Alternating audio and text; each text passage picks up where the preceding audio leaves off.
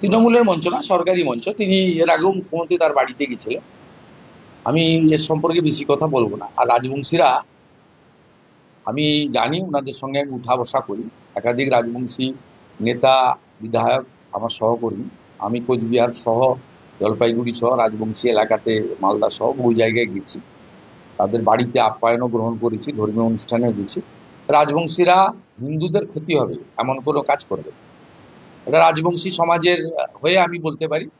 কারণ তারা এমন কোনো কাজ করবেন না আগামী নির্বাচনে যাতে হিন্দুদের ক্ষতি হয়, সামগ্রিকভাবে হিন্দুদের ক্ষতি হয়। অতএব রাজবংশীদের নিয়ে আপনাদের চিন্তা না করলেই হয়।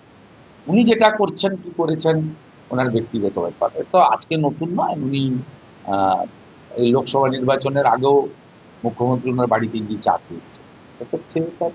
রাজ্যের মুখ্যমন্ত্রীর সঙ্গে কোনো সামাজিক নেতা তিনি করতে পারেন। আর আমরা ওনাকে রাজ্যসভায় পাঠিয়েছিলাম মূলত রাজবংশী সমাজের সামাজিক নেতা, অনেক সামাজিক নেতা রয়েছে, উনি একা নয়, অনেক নেতা রয়েছে।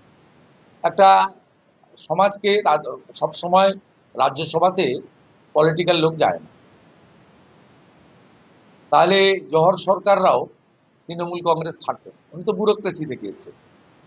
আরজি করে ঘটনার পরে রাজ্যসভার সদস্যপদ ছেড়ে তিনি এই এদেরকে বলেছেন যে এদের সঙ্গে থাকা যায় না, ভদ্রলোক থাকা যায় না।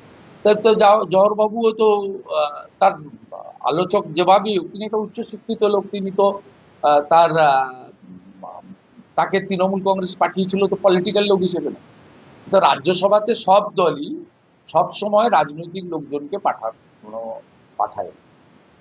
একটা সময় মিঠুন চক্রবর্তীকে তো মমতা বন্দ্যোপাধ্যায় পাঠিয়েছে। আজকে মিঠুনদা তো বিজেপির এনইসির মেম্বার এবং এই রাজ্যের অন্যতম প্রধান প্রচারক।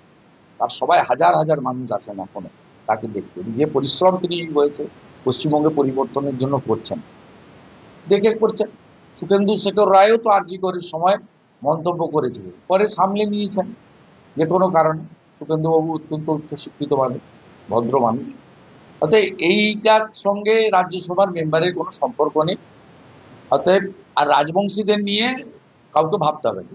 রাজবংশীরা এই নির্বাচনে পশ্চিমবাংলায় হিন্দুদের ক্ষতি হোক, হিন্দুত্বের ক্ষতি হোক, এমন কোনো কাজ রাজবংশীরা করবেন না। এই নির্বাচন ব্যক্তি নির্বাচন নয়, এই নির্বাচন প্রার্থী দেখে নির্বাচন নয়। এই নির্বাচন সামগ্রিকভাবে ভারতীয় সংস্কৃতি, সনাতন সংস্কৃতি, পশ্চিমবঙ্গের সুরক্ষা তথা দেশের সুরক্ষার প্রশ্ন। এটা ঠাকুর পঞ্চানন বর্মা এবং প্রণম্য চিলা রায়ের যারা অনুগামী, তারা ভেবেচিন্তেই করবেন। এটা নিয়ে অন্য কারণ না ভাবলেই চলবে।